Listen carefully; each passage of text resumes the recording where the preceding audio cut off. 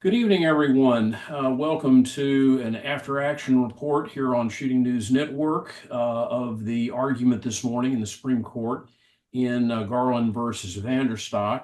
We have a very distinguished panel of Second Amendment scholars and advocates. Joining us from the Independence Institute is Steven Halbrook, who I will confess I've been reading your materials for 4 decades. Welcome tonight. Thank you. From Michaels and Associates, we have Chuck Michael, who is also the president of the California Rifle and Pistol Association and is the lead counsel in any number of challenges that are being litigated in various test cases. Mr. Michael, welcome this evening. Thanks for having me. Okay, and joining us again is Joseph Greenlee, formerly of the Firearms Policy Coalition, currently the Director of Litigation for the NRA-ILA, and again, someone else who has been in the trenches for many years fighting the good fight. Welcome to tonight. Okay. Thanks for having me. Stephen, I'd like to start with you, and if you could just set the table for our audience about what the primary issues are in the VanDerStock case. Well, there are two issues. Number one, ATF redefined the term firearm to include a weapons parts kit. Congress defined firearm clearly as a weapon that fires or that will fire or is designed to fire or maybe readily converted to fire a projectile by action of an explosive or the frame or receiver of such weapon. And what ATF did was to add to that would be what they called a partially complete parts kit where you could convert something into a firearm. And then the second issue would be the redefinition of frame or receiver. ATF adopted a valid definition back in 1968, and a frame or receiver was defined as that part that houses the bolt, breech block, or firing mechanism of a gun.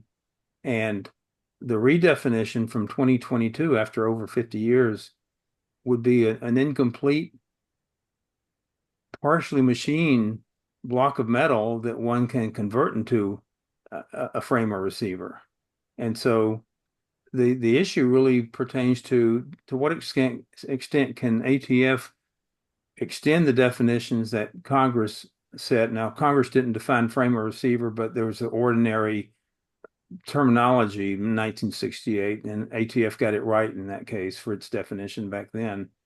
And therefore, can ATF criminalize conduct that was not previously criminalized, because all of the crimes in the Gun Control Act depend on something being a firearm. Right. And of course, the definition of firearm under 921A3 sub A did include the readily convertible language, but the definition of frame or receiver did not. Right. And of course, that was one of the things that the Fifth Circuit, focused on. Chuck, what are your observations about the significance or the issues in the case as kind of a 20,000-foot level?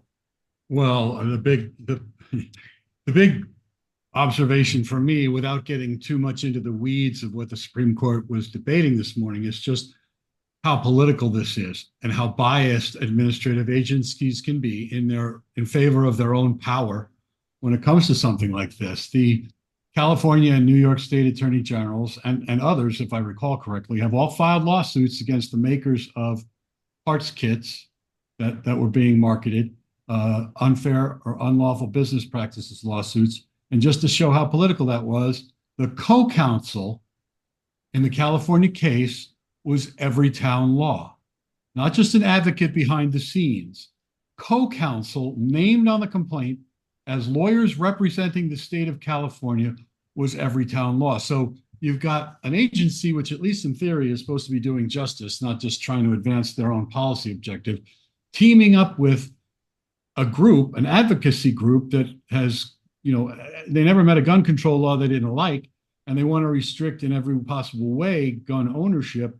And now they are in bed with the state agency that's enforcing these laws. And so they've been very inclined to expand the definition of frame or receiver or firearm so that it covers as many things as they can. You have to remember there's been a long history of homemade firearms. It's a craft. It's something that some people enjoy doing. You're a gunsmith. You're making your own, pride and joy little gun to your specifications, and that's something that Congress has always respected and never tried to end.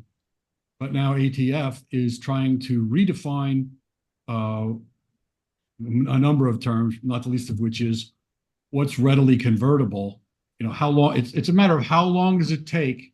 How easy is it to take a colloquially known of as 80% receiver, although that's not a legal term, and convert it to a receiver that will actually function and hold all the parts that it takes to make a firearm.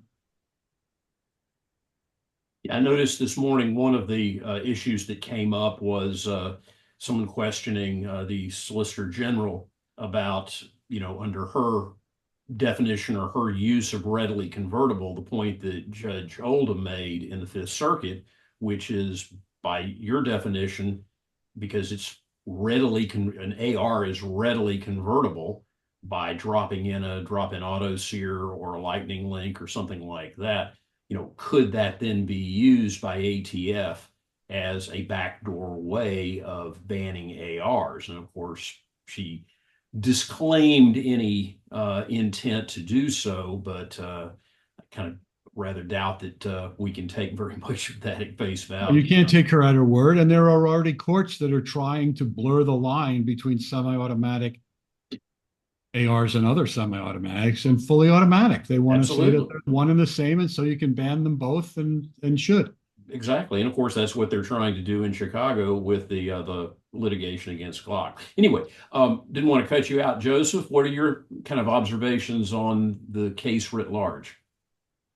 I think it's another example of the ATF rewriting laws that it wishes were broader. We saw it with them reclassifying bump stocks as machine guns, rewriting the engaged in the business rule to redefining who's engaged in the business to have a much broader reach, redefining pistol braces as short barrel rifles, and then now here including precursor parts as firearms. So it just seems like another example of the ATF exceeding its authority and trying to rewrite the laws that Congress had written. Okay. Well, let me go back around and start with you this time, Joseph. What's your after action kind of take on the hearing this morning? My initial thought anyway, was that these were two very good lawyers arguing. I think the world of Pete Patterson, who argued for the VanDerStock plaintiffs. I often think how fortunate we are to have some very good lawyers representing the pro-right side, including my fellow panelists here. And the Solicitor General, Elizabeth Prelogar, is also outstanding, kind of frustratingly so, because I tend to disagree with the cases she makes, but she's a very, very good advocate. Overall, as for the content of the argument, I think it seemed to me that the court was generally sympathetic to the government's argument, I hate to say. The exception to that being Justice Alito, and I suspect, you couldn't really tell from the questioning, but I suspect Justice Thomas agrees with him. I think if the government needs to get to 5, the 3 left-leaning justices certainly were sympathetic to the government. Justice Barrett was right there with them. She was somewhat hostile to the VanDerStock plaintiffs and in the argument. And then if the Solicitor General received a challenging question, a couple of times Justice Barrett jumped in and came to her defense, or kind of hopefully led her to answers. And Chief Justice Roberts seemed, I didn't get much of a read on him with the government's argument one way or the other, but he seemed skeptical of VanDerStock's argument. And then I guess just to finish the list, I couldn't tell much from Justice Kavanaugh and Gorsuch, but if they get those 3 left-leaning justices and Kavanaugh and Justice Barrett and the Chief Justice, then that would be sufficient. Yeah, I thought Justice Chief Justice Roberts gave away, his leanings on this one when he asked, why would anyone want to buy a partially complete receiver? And of course, the truthful answer for many people is we want to stay off the government's radar. But that's not an answer that they could give at oral argument. And so you had this, well, people like to do it as a hobby, which unfortunately, the Solicitor General, I think, hit that one out of the park by saying, well, they can still do that. They just have to do it with a serialized one from an FFL. But I can share with this. Chuck, what's your take on the argument this morning and how you think it went? Well, I think Joe kind of hit the nail on the head with respect to each justice's perspective. I thought, frankly, that Justice Jackson kind of summarized the issue. What's the scope of the agency's authority? And she was talking about how doesn't the court, if we're arguing that the agency shouldn't be defining the law, Congress should, then when the court interprets a law, isn't it stepping into the role of Congress? And I just want to stand up and yell, no, that's what you're supposed to do, the court, interpret what the Congress said and not expand it, especially at the expense of folks who are going to not be aware of what was illegal.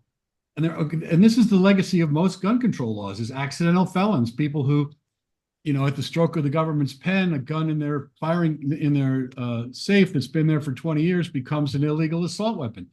That's what happens, and it's typified with California Department of Justice. They reinterpret terms all the time, and people can't keep up. You can't have gun owners don't have a gun lawyer standing by in their closet. Unlike tax or environmental laws, where corporations have a regulatory compliance counsel on retainer.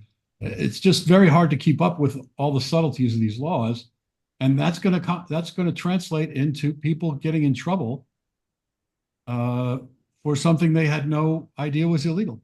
Yeah, and that's something that Justice Kavanaugh, of course, Justice Kavanaugh voted against allowing a stay of the injunction or the striking of the regulation. But at oral argument this morning, he was raising his concern exactly about that, about in terms of people becoming accidental felons.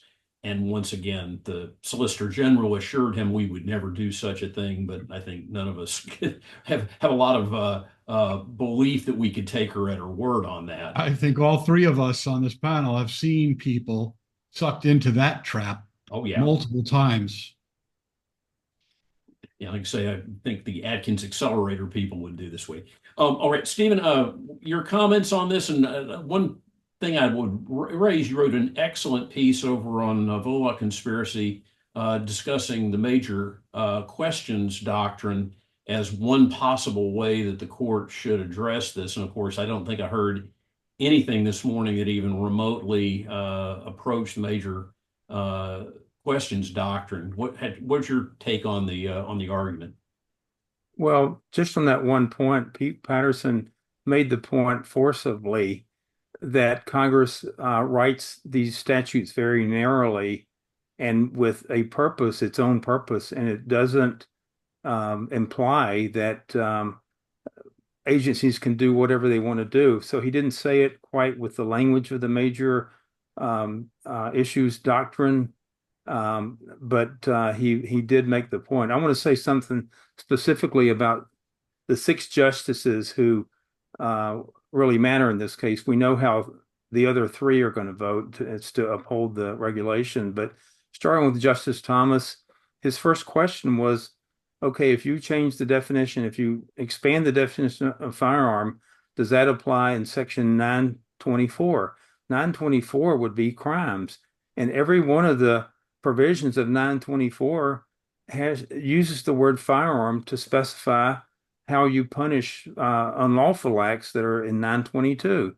And so he's very cognizant that the ATF is expanding the crimes that Congress has already acted upon.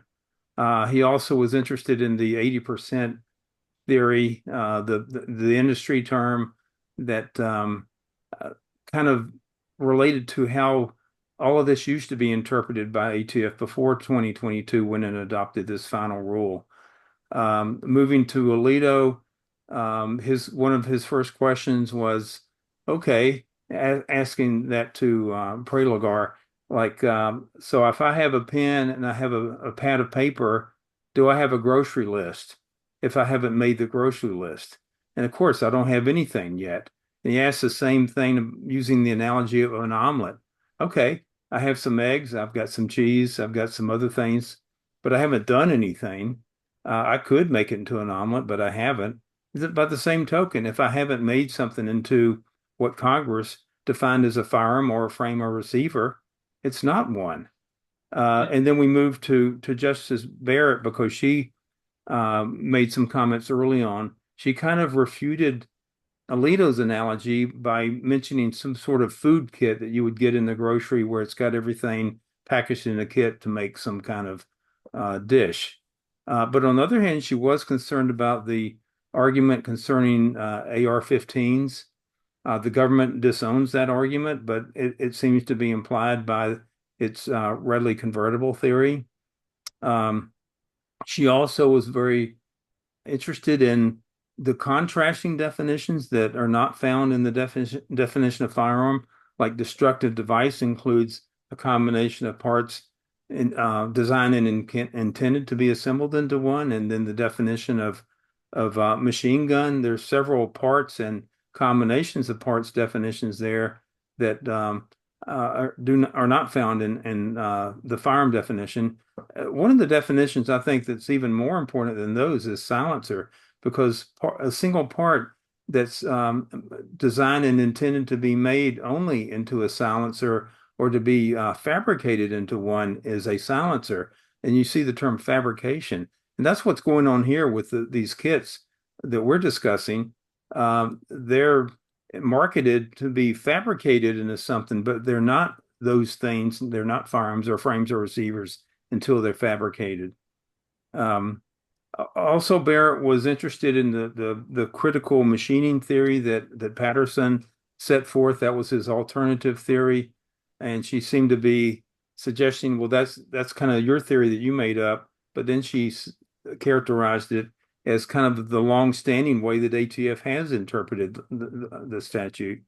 Moving quickly to Gorsuch, in every criminal case that comes up virtually, he's interested in the rule of lenity and fair notice. And so he brought that out today. He brought out the Southern District of New York case where ATF defended against a lawsuit against it because they didn't like the way it was administering the framer receiver regulation that was on the books then.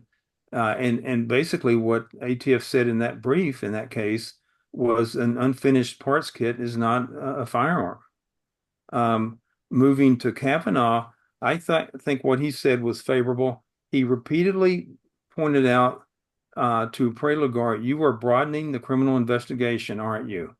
And she said, well, we're only doing it a little bit in regard to the things that come with a kit that are not firearm parts, such as a jig or information. And also she said, well, yeah, they could prosecute people who didn't realize that was the government's position. But then she said, well, they probably won't. And as we all know, they will. U.S. attorneys want to prosecute cases and do their batting average. And then we go to Robertson.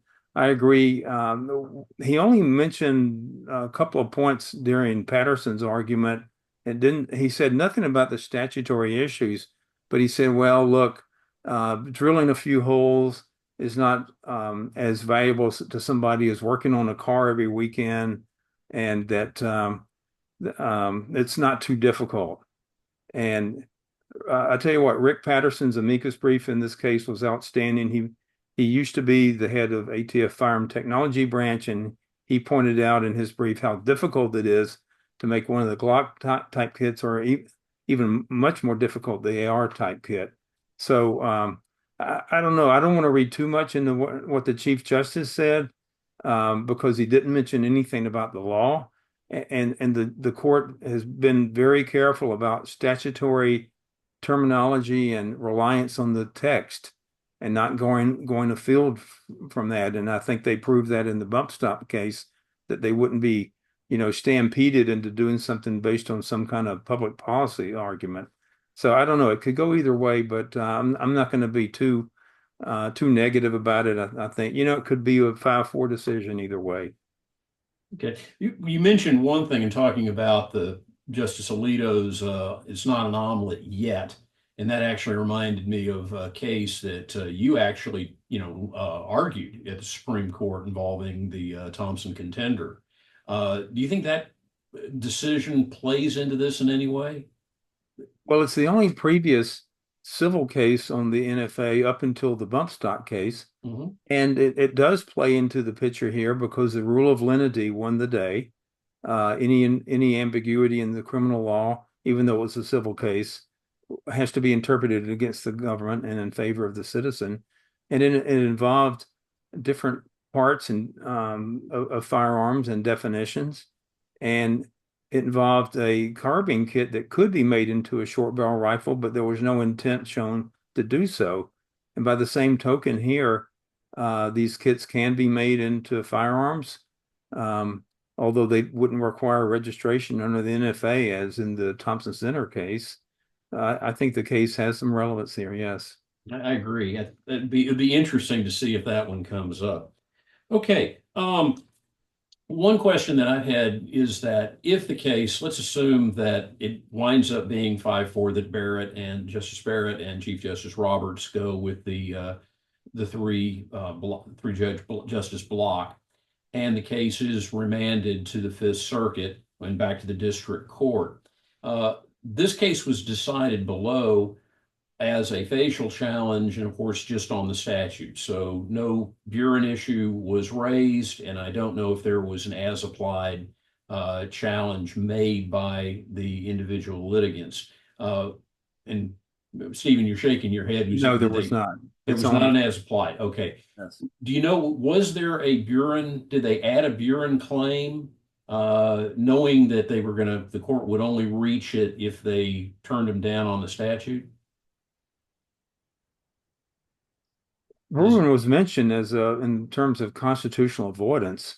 Mm-hmm. There's no historical justification for the government coming down on self-made guns. I mean, that's something Mr. Greenlee has written a lot about, the American tradition of your own personal gunsmithing and making of guns.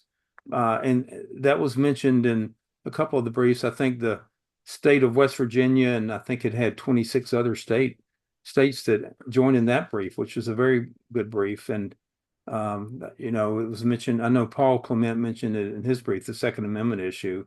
And what I think is important, and I helped write the NSSF brief, and we made the point in FOPA, Firearms Owners Protection Act, Congress said, we're writing the statute to protect Second Amendment rights.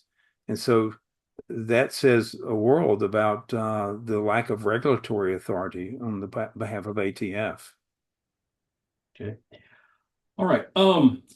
Looking forward, and I'm going to ask Chuck this, where do you think, besides this case, what's the next frontier in terms of the Supreme Court? What are they going to take up next in terms of Second Amendment cases? You're muted.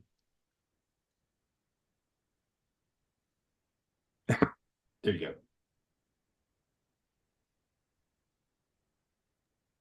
Sorry about that. There was a dog barking. I wanted to spare everyone from that. I think, first of all, they're going to say that as a facial challenge, they can say the statute is not. They can save this the agency interpretation by saying that it's a facial challenge. They're going to do what they did in Rahimi and limit it. And so then you'll have to, every time you have a new product, you're going to have to see how long does it take and is that readily convertible? And it's not the end. But in terms of the next Second Amendment case, I think it has to be Bianchi / what's now known as Snopes.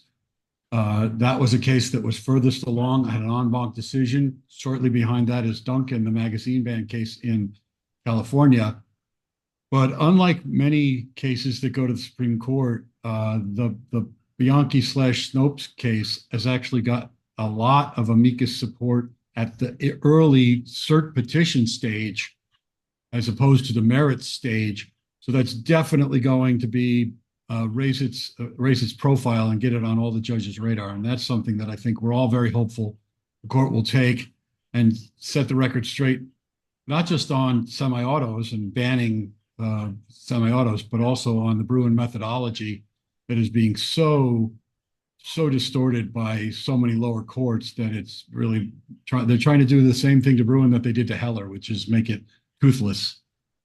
Okay. And just for the people that might not be familiar with all the cases, the Bianchi/Snopes case is the one involving, I believe it was the Maryland assault weapons ban. Yes. Yeah. Okay. Joseph, from your perspective, what do you see as the next frontiers that the court may take up? I'm also hopeful that they will take the Snope case. That's the first hardware ban to reach the court post Bruin on final judgment, and I think a lot of us have been thinking and hoping that the reason they haven't taken one so far is because the procedure it was in, and this one is well suited, and the Fourth Circuit en banc opinion is especially egregious. So I'm hopeful they'll take that case, and I also think challenge the 18 USC 922 G1, the ban specifically as it applies the federal lifetime prohibition for nonviolent felons. This has created a split really for 8 years now, and then post Bruin, a deeper split after Rahimi. The court remanded. There's not currently much of a split because the court remanded a lot of those cases to the back to the circuit courts, but that split will be cemented again within a few months. And I don't see how the court can tolerate a federal statute being largely invalidated in, a third or half the country. So I think they're going to have to hear that at some point. All right. Steven, what are your thoughts on where you think the court may go next? Well, it's not a Second Amendment case, but on Monday, the court granted cert in Estados Unidos de Mexico versus Smith & Wesson.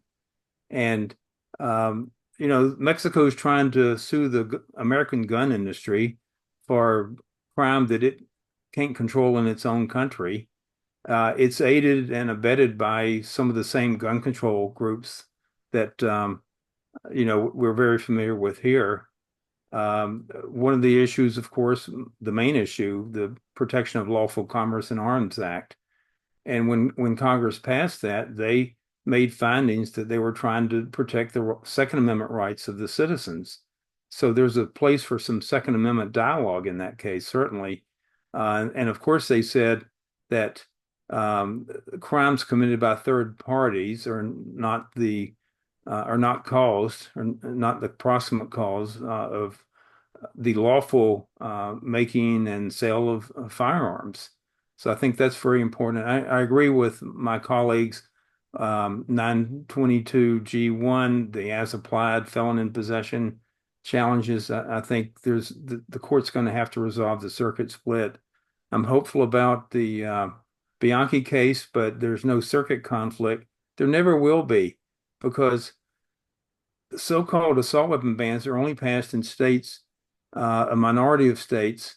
The judges in those states seem to be part of the political culture in those states. You'll never get an assault weapon ban passed in Texas so the Fifth Circuit can invalidate it. So you only get cases decided by the Ninth Circuit and the Second Circuit states, which contain states traditionally adverse to Second Amendment rights. So I'll keep our fingers crossed on that. But yeah, it's really the first ban on long guns in American history finally maybe getting up to the court. It started with the Roberto Rose legislation in California in 1989. And we've seen a lot of these laws, but never in the majority of states. So I think it's really an important issue. And of course, we have some great district court opinions coming out of the Ninth Circuit, especially from Judge Benitez, which of course now the Ninth Circuit, I guess, is trying to pull another Young versus Hawaii and just sit on those as long as they possibly can.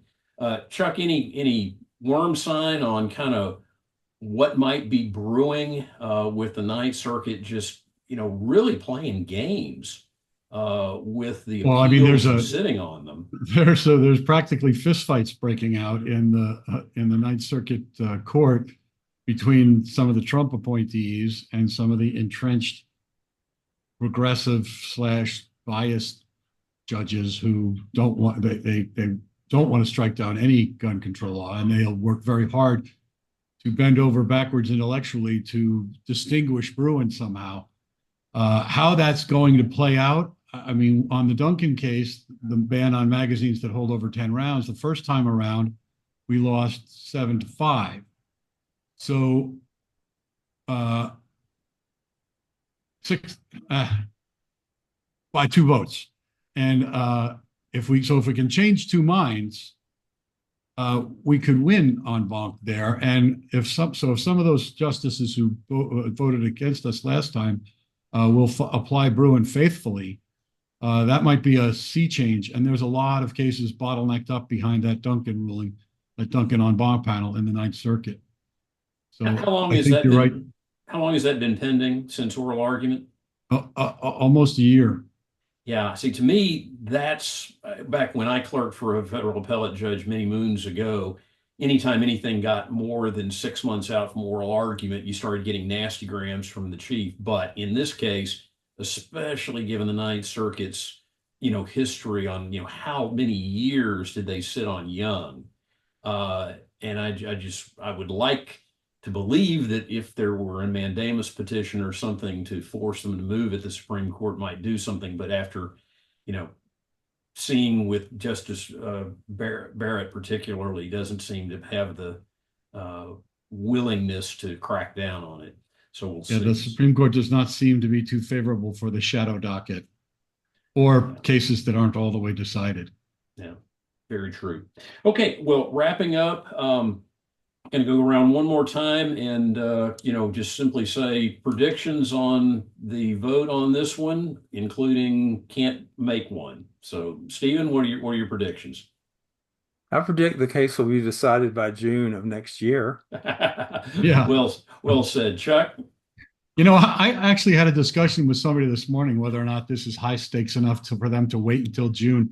I wouldn't be surprised if it's a statutory interpretation case at its core. Granted, it is very politically charged, but I wouldn't be surprised if they didn't wait that long. But I do think that I don't want to count heads, but I think that they're going to punt on this and say it's a facial challenge, and there are some interpretations that could be legal. So we're not going to strike it down, although future cases as applied may change that story. Okay. Joseph, your thoughts? Well, I guess I would, my guess is that it will be 5-4 one way or the other. All right, so be it. All right, well, everyone, thank you so much for participating today. I would close by reminding our audience that while all 4 of us are lawyers, we're not your lawyer, and this is not legal advice. If you have legal questions on this, you need to consult your own attorney and get your own direct legal advice. But again, Steven Halbrook, Chuck Michael, Joseph Greenlee, thank you very much for appearing. And thank all of you that are watching for tuning in to Shooting News Weekly. Thank you. Thanks for having us.